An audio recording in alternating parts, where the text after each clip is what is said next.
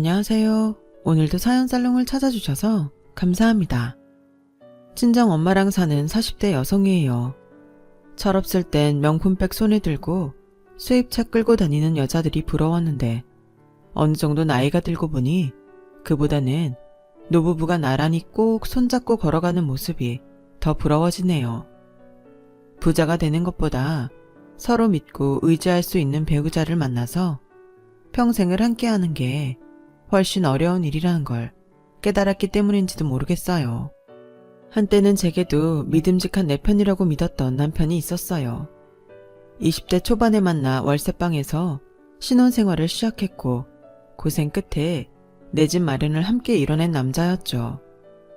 연애 시절에 느꼈던 사랑이라는 감정이 미운정 고운정을 거치면서 전우애로 변해버렸지만 그래도 내가 늙고 병들면 내 입에 밥숟가락 넣어줄 유일한 사람이라는 믿음이 있었어요. 때로는 너무 미워서 온몸의 털을 다 뽑아버리고 싶을 때도 있었지만 그래도 하루가 다르게 피부에 탄력이 떨어지고 머리가 휑하게 비어가는 걸 보면서 미움보다는 애처로움이 앞서곤 했어요.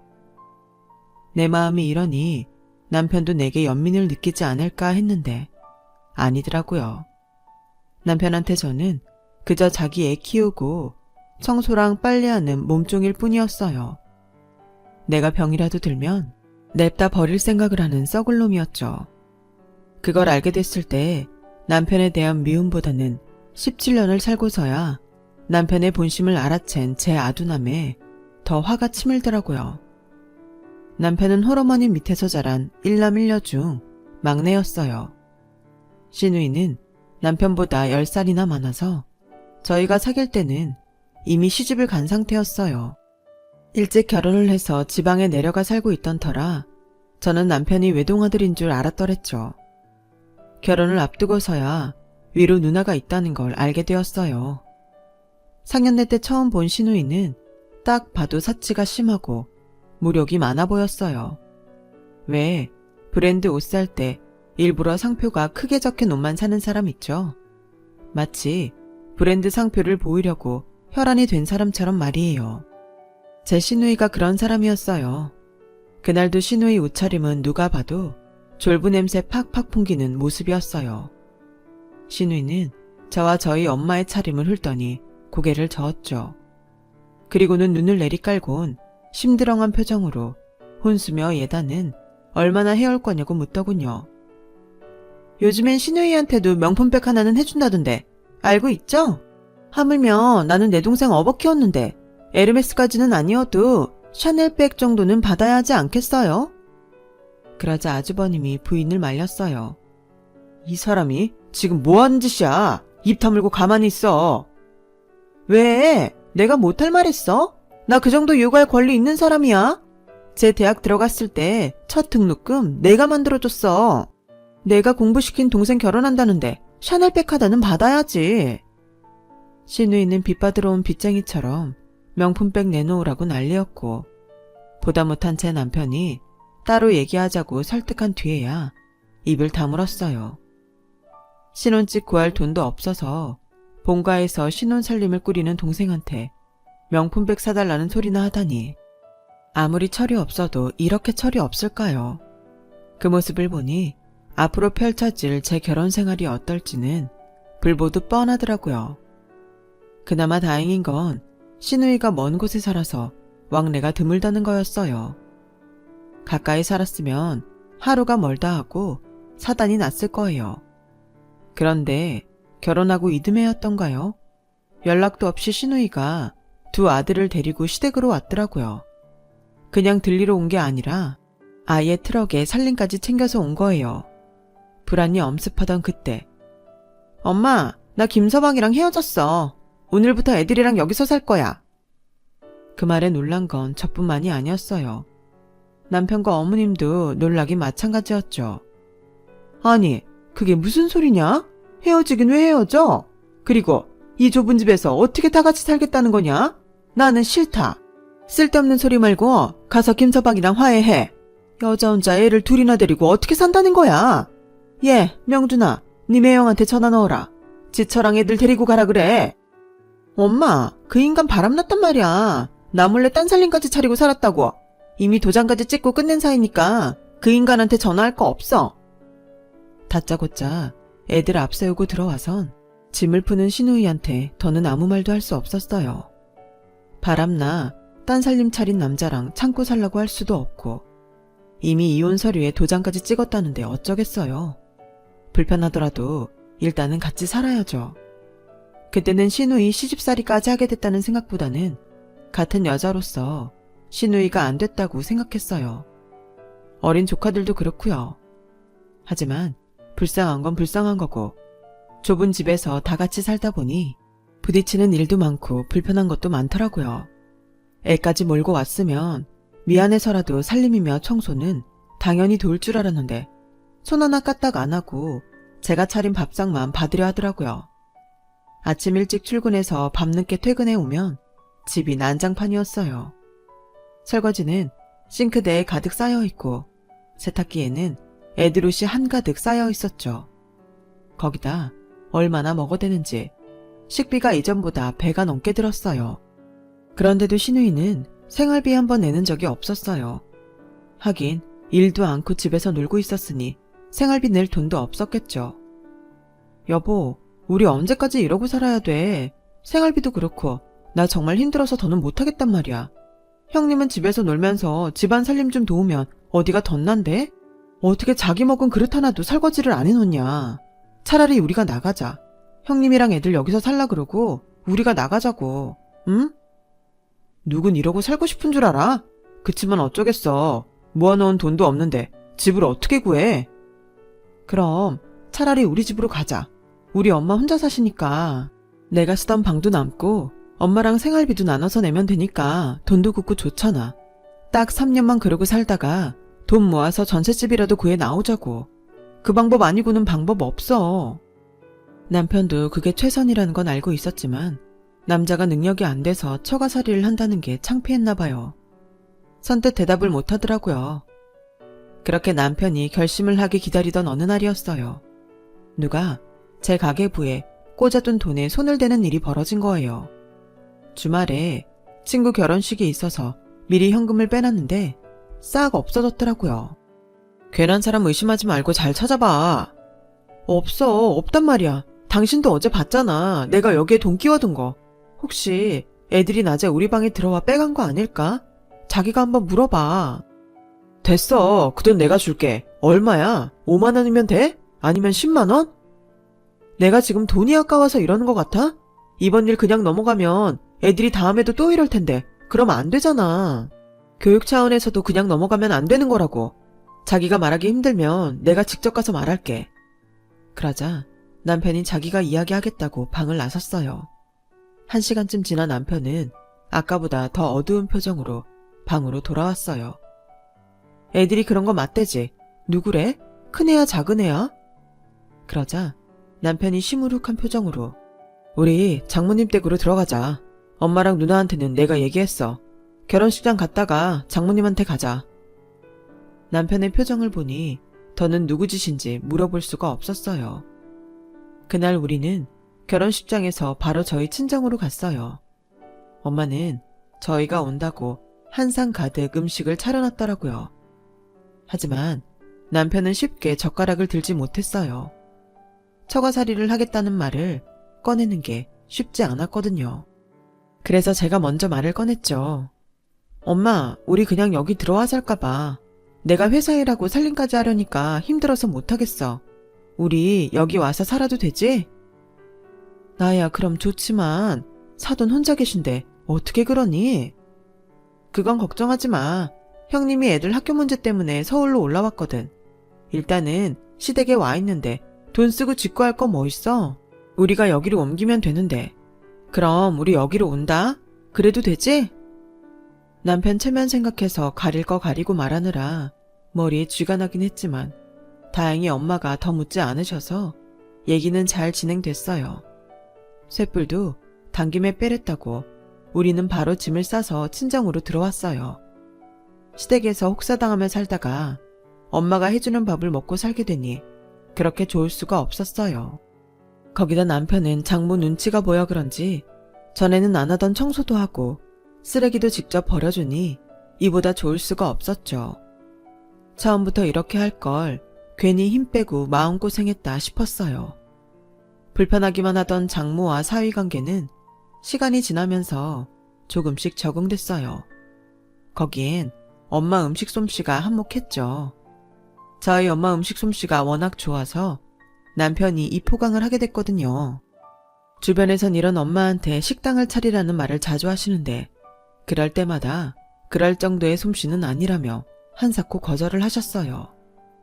저희 엄마는 병원에서 일하세요. 의료진은 아니고 병원 식당에서 병원 식구들과 입원 환자들 식사를 책임지고 계시죠. 대형 병원이 아니라 동네 작은 정형외과라서 입원 환자라고 해봐야 끼케야 한두 명이고 겨울철 빙판길에 넘어져 입원하는 노인 환자가 많을 때는 서너 명 정도 된다더군요. 그렇다 보니 평소에는 원장님과 간호사들, 물리치료사들과 사무장님의 점심을 챙기는 게 주 업무였어요. 환자가 있을 때는 7시쯤 출근하고 환자가 없을 때는 오전 10시쯤 출근해서 오후 6시에 퇴근을 하셨어요. 회사원인 저희 부부와 출퇴근 시간이 비슷해서 퇴근길에 전철역 근처에서 만나 외식을 하거나 시장에 들러 창거리를 사기도 했어요. 제가 시집을 가고 한동안 혼자 지내시던 엄마는 모처럼 딸과 사위 덕분에 얼굴에 생기를 띠게 되셨죠. 솔직히 그때는 시누이한테 얼마나 고마웠는지 몰라요. 친정으로 살림을 옮기고 처음 맞는 설이 되었어요. 엄마는 딸 내외랑 같이 살게 된 게 내심 미안하셨는지 저희 시어머니한테 드릴 선물을 잔뜩 준비하셨더라고요. 시누이랑 조카들 옷도 사주셨어요. 그런데 어머님과 시누이가 선물을 보더니 콧방귀를 끼지 뭐예요? 남의 아들 데려다가 머슴처럼 부리고 살면서 고작 이런 걸로 때우려 들어? 물건 고르는 수준하고는 이런 걸 어떻게 걸치고 다니란 거냐? 어머님, 디자인이 마음에 안 드시면 바꿔다 드릴게요. 그리고 이거 그렇게 싸구려 아니에요. 전부 브랜드 매장에서 산 거예요. 아는 사람들은 다 아는 브랜드라고요. 어머 옳게, 그 말은 뭐야? 그럼 우리 엄마는 이 정도 브랜드도 못 알아보는 수준 미달이다 이거야? 생각할수록 기분 나쁘네. 나도 이 옷 안 입을래. 도로 가져가. 그런 뜻이 아니라 입고 다니시기 창피하시진 않을 거란 얘기였어요. 제 말에 기분 나쁘셨다면 죄송해요. 그리고 형님, 보험일 시작하셨다고 하던데 정장 스타일 옷 필요하시잖아요. 화 푸시고 받아주세요. 디자인이 마음에 안 드시면 제가 바꿔다 드릴게요. 아니면 언제 저랑 같이 매장에 가실래요? 한참을 어르고 달랜 후에야 두 모녀의 화는 풀렸고 그제야 한시름 놓을 수 있었어요. 생각해보면 참 어이없는 짓이었죠. 선물을 사주고도 온갖 아양 다 떨어가며 받아달라고 애원하다니 잘못돼도 한참 잘못된 거였죠. 아무튼 그렇게 설에 별 탈 없이 지나가는 줄 알았어요. 차례를 지내고 점심까지 시댁에서 먹은 우리 부부는 슬슬 집으로 돌아갈 차비를 하고 있었어요. 그런데 시누이가 애들을 데리고 함께 따라가겠다며 준비를 하지 뭐예요? 그래도 명절인데 사돈어른한테 인사는 해야 할 거 아니야. 옷 선물까지 받았는데 어떻게 그냥 입을 닦아? 애들 학용품도 사주셨고 가서 감사 인사만 하고 올 테니까 너무 걱정하지 마. 굳이 그러실 필요 없다고 하는데도 시누이는 길을 쓰고 저희를 따라 제 친정으로 향했어요. 저희 집에 도착한 시누이는 집안 구석구석을 돌며 스캔하듯 살림을 살폈어요. 엄마는 뜻밖의 손님의 저녁 준비부터 해야겠다고 주방으로 가셨죠. 그러자 시누이가 그러더라고요. 사돈어른, 그 전에 우리 애들 세배부터 받으세요. 아시다시피 제가 이혼한 지 얼마 안 돼서 애들이 명절에 갈 데가 없네요. 얘들 나이엔 세뱃돈 모으는 것도 명절 재미인데 그걸 못 해주게 됐지 뭡니까. 한마디로 애들 세뱃돈을 챙겨달라는 소리였어요. 시누이가 길을 쓰고 저희 집까지 온 진짜 이유였죠. 엄마는 그제야 지갑을 찾아들고 얼른 욕실로 들어가셨어요. 세뱃돈으로 줄 현금을 챙기시려고요. 잠시 뒤 욕실에서 나온 엄마는 시누이 아들들한테 세배를 받으셨고 10,000원짜리 3장씩을 주셨어요. 그러자 애들이 인상을 팍 쓰더군요. 고작 3만 원? 아, 기껏 여기까지 따라왔는데. 아이씨, 짜증나.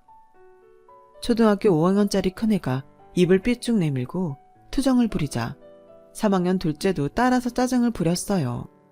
그러자 저희 엄마가 얼른 지갑을 열어 10,000원짜리 2장씩들 더 쥐어주었죠. 그제야 애들은 튀어나온 주둥이를 넣고는 돈을 주머니에 넣었어요. 그 모습을 본 남편이 한마디 하려고 하길래 제가 얼른 말렸어요. 괜히 큰 소리라도 냈다가는 화살이 저한테 올 것 같았어요. 저희 엄마도 마음이 편치 않으실 것 같았고요. 그날 시누이는 저희 집에서 저녁을 먹고 택시비까지 챙겨서 돌아갔어요. 그렇게 무사히 명절이 지나갔나 보다 했는데 며칠 뒤 몸이 안 좋아서 반차를 내고 일찍 퇴근한 저는 약을 찾으러 안방에 들어갔어요. 평소 비상약을 넣어두는 문갑 서랍을 열었는데 그 안에 서류가 있더라고요. 엄마 앞으로 뽑은 보험 견적서였어요. 그런데 보험 설계사 이름을 보니 글쎄 시누이더라고요. 저랑 제 남편한테 강제로 보험 들게 한 것도 모자라 저희 엄마한테까지 보험 들라고 강요했던 모양이에요. 보험 들 수 있죠. 엄마 연세도 있고 사람 일이 언제 어떻게 될지 모르는데 실비보험이며 암보험 하나쯤 가지고 있으면 좋긴 한데요. 뽑아놓은 상품을 보니 특약을 엄청 넣어서 납입금이 엄청 나더라고요. 어떻게 이런 걸 팔겠다고 가져온 건지 정말 기가 막히더라고요. 생각 같아선 당장 시누이한테 전화해 한바탕 하고 싶었지만 일단 엄마가 보험을 들지 말지도 모르니까 엄마랑 얘기해보고 전화해야겠다 생각했어요. 엄마, 지금 가지고 있는 보험도 있는데 설마 내 시누이한테 또 들려고 하는 건 아니지? 딱히 들고 싶은 건 아닌데 사정이 어렵다고 하니까 모른 척할 수도 없겠더라고. 불입금이나 적으면 하나 들어줄까 했는데 한꺼번에 보험을 3개나 뽑아왔지 뭐니. 무조건 안 하겠다고 하기도 뭐하고 그중 하나라도 들어줄까 생각 중이다. 됐어. 뽑아온 견적서 보니까 완전 엉망이던데 뭐. 그리고 특히나 보험은 믿을 수 있는 설계사한테 들어야 한다고. 안 그랬다간 기껏 돈 부어놓고 정작 일 생겼을 때 제대로 보험금도 못 받는단 말이야. 하나를 보면 열을 안다고 우리 시누이 같은 사람한테 보험 들었다간 나중에 뒷목 잡기 십상이야. 사람이 양심이 있어야지. 자기 살자고 남의 엄마한테 이렇게 독박을 씌워? 내가 알아서 처리할 테니까 엄마는 모른 척하고 있어. 그날 퇴근에 돌아온 남편한테 엄마 보험 얘기를 했더니 남편이 한숨을 푹 쉬고 그러는 거예요. 그냥 하나 들으시라고 해. 누나도 오죽하면 여기까지 그걸 들고 찾아왔겠어. 돈 달라는 것도 아니고 어머님 위해서 드는 보험인데 그렇게 야박하게 굴 거 없잖아. 차라리 난 누나가 그렇게라도 자기 손으로 돈 벌려고 하는 게 대견해. 적어도 자기 가계부에서 몰래 돈 훔치는 짓은 아니니까. 뭐? 내 가계부에서 돈을 훔쳐? 그때 알았어요. 저희가 시댁에서 나오게 된 진짜 이유를요. 알고 보니 친구 결혼식을 앞두고 제가 가계부에 꼽아두었던 돈을 빼간 사람은 다름 아닌 시누이였더라고요.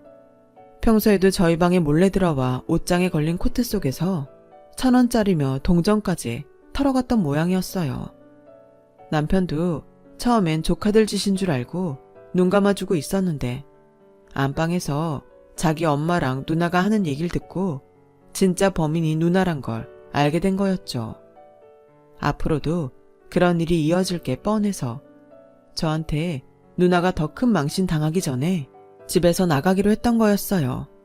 아니, 형님도 그렇지. 돈 필요하면 직접 말을 할 일이지. 남의 방에 몰래 들어와서 돈을 빼가냐? 근데 자기야, 형님은 이혼할 때 위자료랑 양육비도 안 받고 나왔대? 애를 둘이나 데리고 나왔는데 한 푼도 못 받았다는 게 이상하잖아.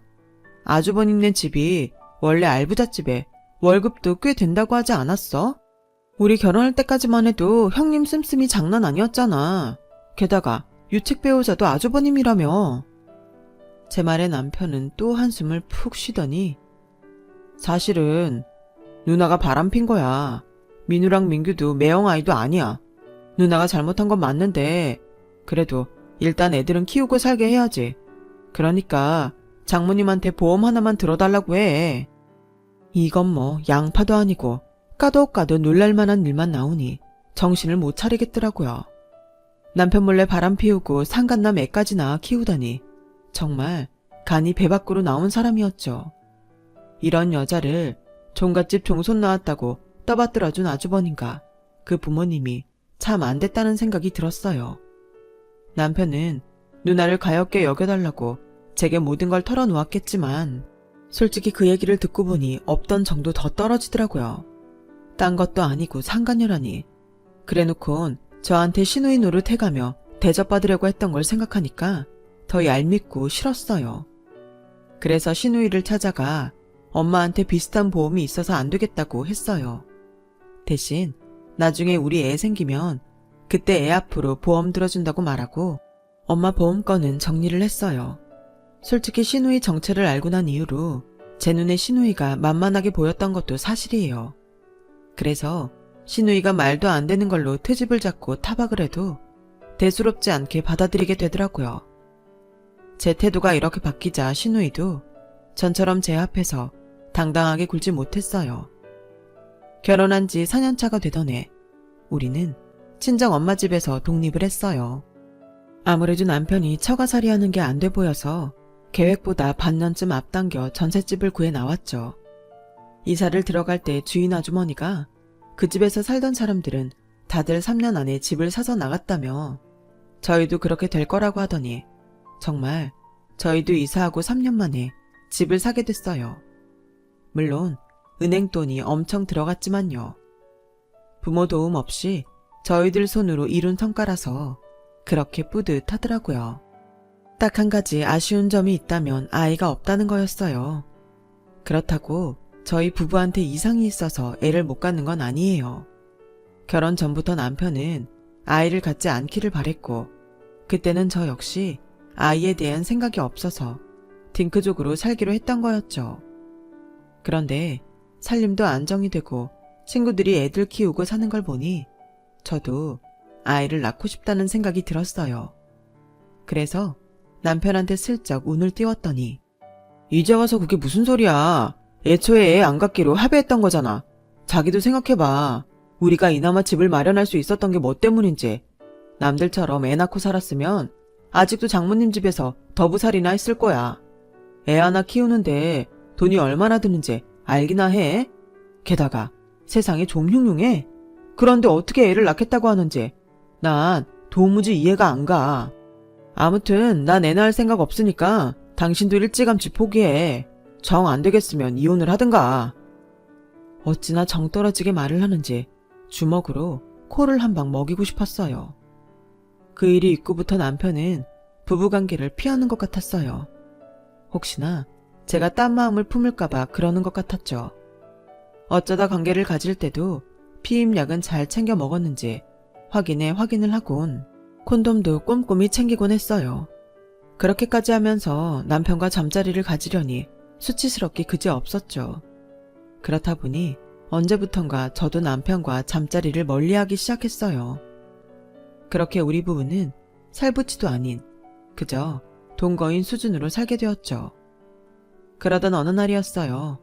엄마가 전화를 했더라고요. 요즘 들어 눈도 침침하고 팔다리에 힘이 빠져서 물건을 자주 놓치곤 했는데 엄마가 일 나가는 정형외과 원장이 혹시 모르니 큰 병원에 가서 검사를 받아보라고 했다는 거예요. 엄마 나이를 생각해야지. 눈 침침한 건 노안이고 연세가 있으니 팔다리에 힘 빠지는 건 당연한 거 아니야? 별거 아닐 텐데 너무 걱정 마. 그래도 혹시 모르니까 검사는 받아봐. 제가 대수롭지 않게 받아들이자 엄마는 잠시 뜸을 들이다가 어렵게 말을 꺼냈어요.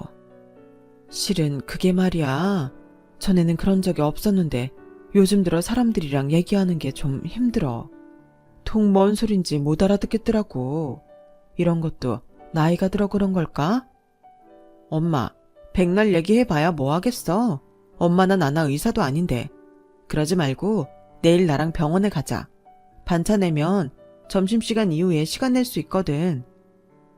그렇게 저는 친정 엄마를 모시고 친정 근처에 있는 병원에 갔어요. 병원 규모가 작아서 CT는 병원에서 연결해준 영상의학과에 가서 찍었는데 담당 의사가 사진을 보더니 표정이 어두워지더라고요. 아무래도 뇌종양이 의심된다면서 바로 대학병원에 예약을 잡아주었어요. 일주일 뒤 엄마를 모시고 대학병원에 갔어요. 그리곤 1차 진단을 했던 의사 말대로 뇌종양 판정을 받았어요. 엄마의 경우 개두술을 해야 하는데 불행 중 다행으로 종양이 수술이 가능한 부위에 있다고 하더군요. 마음의 준비도 되기 전에 몰아치듯 수술 날짜까지 잡고 집으로 돌아왔어요.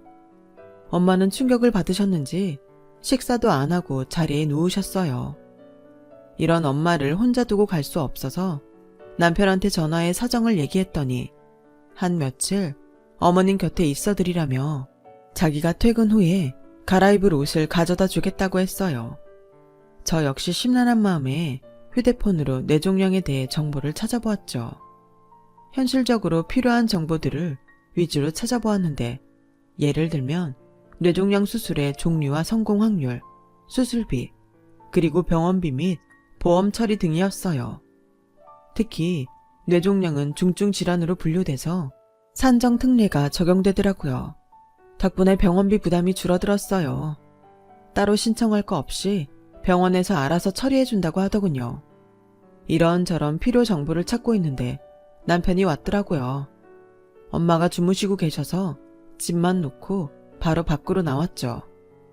남편은 잔뜩 긴장한 채 뭔가 말하고 싶은데 참는 표정이었어요. 자기도 걱정돼서 그러는구나. 오늘 의사 선생님 만나봤는데 뇌수술로 유명한 분이더라고. 다행히 엄마는 종양 위치가 나쁘지 않아서 성공 확률이 높을 거래. 그러니까 너무 걱정 마. 그래? 다행이네. 그런데 여보, 우리 생활비 통장 말이야. 그거 당신이 가지고 있지? 카드랑. 그거 내가 가지고 있으면 안 될까? 왜? 뭐 살 거 있어? 필요한 거 있으면 말해. 내가 여기서 앱으로 주문해줄게. 그게 아니라, 에이, 솔직히 말할게. 장모님 수술비 말이야. 설마 당신 우리 생활비에서 내려는 건 아니지? 막말로 자긴 출가 외인이잖아. 우리도 아직 은행 대출 갚느라 형편이 넉넉치 않은데 장모님 병원비까지 돕는 건 말도 안 되지. 야박하게 들릴진 모르지만 솔직히 난 돈 나가는 거 두려워서 애도 안 갖고 사는데 장모님 병원비까지 독박을 쓰는 건 너무 억울하다고. 그리고 긴 병에 효자 없다고 앞으로 돈 들어갈 일이 하루 이틀이겠어. 그래서 말인데 분명히 말하지만 나 그거 절대 못 내. 그러니까 생활비에서 10원짜리 하나라도 자기 엄마 병원비로 내는 일은 없게 하란 말이야. 그니까 생활비 통장이랑 카드 줘. 세상에, 너 그런 놈이었니? 집세 한 번 안 내고 2년 넘게 장모 집에 얹혀 산 주제에 장모 뇌수술한다니까 병원비 무서워 발을 빼? 너 완전 개놈의 새끼구나. 받아 처먹을 땐 볼때기가 터지도록 처먹고 갚아야 될 땐 배째라 이거냐? 너 아주 무서운 놈이다. 내가 병 걸리면 병원비 들까봐 이혼하자고 난리칠 놈이야. 이런 걸 남편이라도 믿고 살았다니 내가 미친년이네. 그래, 네 소원대로 생활비에서 10원 하나 안 쓸게. 대신 너도 그동안 우리 엄마 집에서 산 월세 내놔. 그리고 집 팔아서 내 목도 떼어줘. 그게 무슨 소리야. 월세는 그렇다 쳐도 멀쩡한 집은 왜 팔아? 설마 이혼이라도 하겠다는 거야? 당연한 거 아니니? 내가 너 같은 놈을 뭐 어떻게 믿고 살아. 이불은 사위도 자식이라고 노래를 하더니 돈 앞에선 부모 자식도 없는 네가 나 병들고 아프면 돌봐주겠니? 그런 걸 어떻게 믿고 사냐고. 너 아니래도 나 지금 머리가 터질 지경이니까 개소리 짓거리지 말고 내 눈앞에서 꺼져. 엄마 수술 끝나면 바로 이혼 서류에 도장 찍을 테니까 그렇게 알라고. 시련이 닥치면 그제야 진정한 내 편을 가늠하게 된다더니 저 역시 그랬어요. 엄마 수술 문제로 정신이 반쯤 나가 있던 저는 남편의 배신으로 정신이 번쩍 들었어요. 2주 뒤 엄마는 무사히 수술을 받았고 수술은 대성공이었어요. 주치 선생님 말이 암세포를 깔끔하게 싹싹 긁어서 떼어냈다더라고요. 앞으로 치료 잘 받으면 수십 년은 더 건강히 사실 테니 마음 푹 놓으라며 안심시켜 주셨어요. 그제야 엄마도 입가에 미소가 번지더라고요. 엄마가 수술을 마치고 2주간 병원에 입원해 있는 사이 저는 남편과 이혼을 했어요. 집은 팔리는 대로 나눠 갖기로 했고 제 짐은 미리 빼다가 친정집에 가져다 두었죠. 남편 놈은 엄마 수술이 끝났는데도 잘 됐냐는 문자 하나 없더라고요. 이런 놈이랑 8년 동안이나 살부비고 살았다 생각하니 소름이 끼쳤어요. 얼마 뒤면 이혼 신청 숙려기간도 지나고 그 인간이랑 온전히 남남이 된다 생각하니 속이 후련하더라고요. 그런데 숙려기간을 일주일 앞둔 어느 날 남편이 집으로 찾아온 거예요. 다짜고짜 자기가 잘못했다며 무릎까지 꿇고 빌더라고요. 자기 힘든 거 알면서 내가 그러면 안 되는 거였는데 정말 미안해. 장모님한테도 내가 직접 사과드릴게.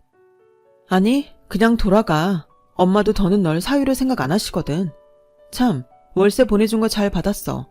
근데 집 보러 오는 사람은 많다던데 왜 안 팔고 뭉개는 거야? 집을 팔아야 재산분할을 끝낼 거 아냐. 아까 낮에도 부동산에서 전화 왔는데 당신이 안 팔고 버틴다고 하더라. 자기야, 그래서 말인데 우리 그 집 꼭 팔아야 돼.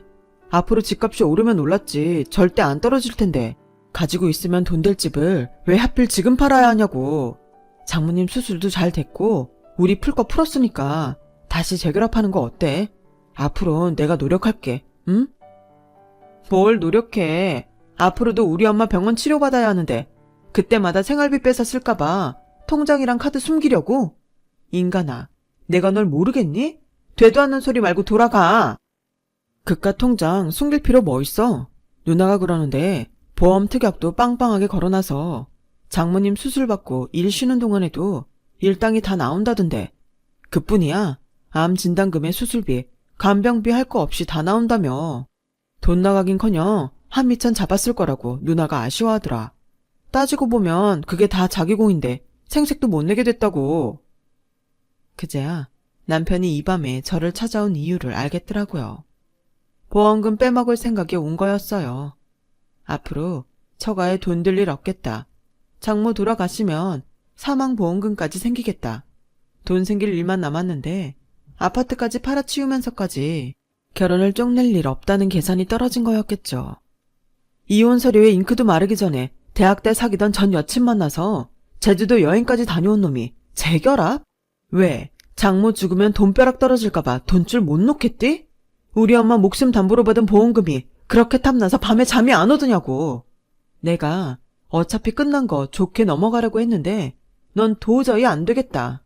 간통죄는 사라졌지만 그래도 상간녀 위자료라는 게 있더라고. 나도 이참에 그것도 좀 챙겨야겠다. 소송하는 김에 너한테도 간통 위자료 좀 받아야겠으니까 돈이나 준비해. 왜? 몰랐니? 우리가 이혼 신청을 하긴 했지만 숙려기간이 끝나기 전까지는 엄연히 부부 상태야. 숙려기간 중에 불륜을 저지르면 당연히 간통이 되는 거라고. 성인 남녀가 3박 4일 여행을 갔는데 손만 잡고 잡겠니? 네 전 여친, 아니 상간녀한테 전해. 조만간 소장 날아갈 테니까 현금 두둑히 챙겨놓으라고. 아, 그건 너도 마찬가지야. 이제 볼 일 없으니까 꺼져. 너 보고 나면 기분 더러워서 꿈자리가 뒤숭숭해지거든. 벙찐 표정의 남편을 뒤로하고 대문을 닫고 들어왔어요. 그리곤 안방 문갑 서랍을 뒤졌어요. 엄마가 가입한 암보험 약관을 찾아보려고요. 근데 뭐가 많더라고요. 엄마, 도대체 보험을 몇 개나 들은 거야? 세상에, 온갖 특약은 다 갖다 붙여놨잖아. 예전에 네 신우가 보험 들라고 하도 부탁해서 몇 개 들어놓긴 했는데 왜? 거기서 보험금이 나온대? 나오기만 해? 어마어마하네. 이러니 그 쫌팽이가 보험금 빼먹자고 이 밤에 여기까지 온 거지. 제 반대에도 불구하고 저 몰래 엄마를 찾아와 보험을 강매했던 신우이는 보험에 대해 잘 모르는 엄마한테 특약을 엄청 때려 넣은 상품을 팔았더라고요. 그러니 납입금도 많고 받게 되는 보험금은 더 많았어요.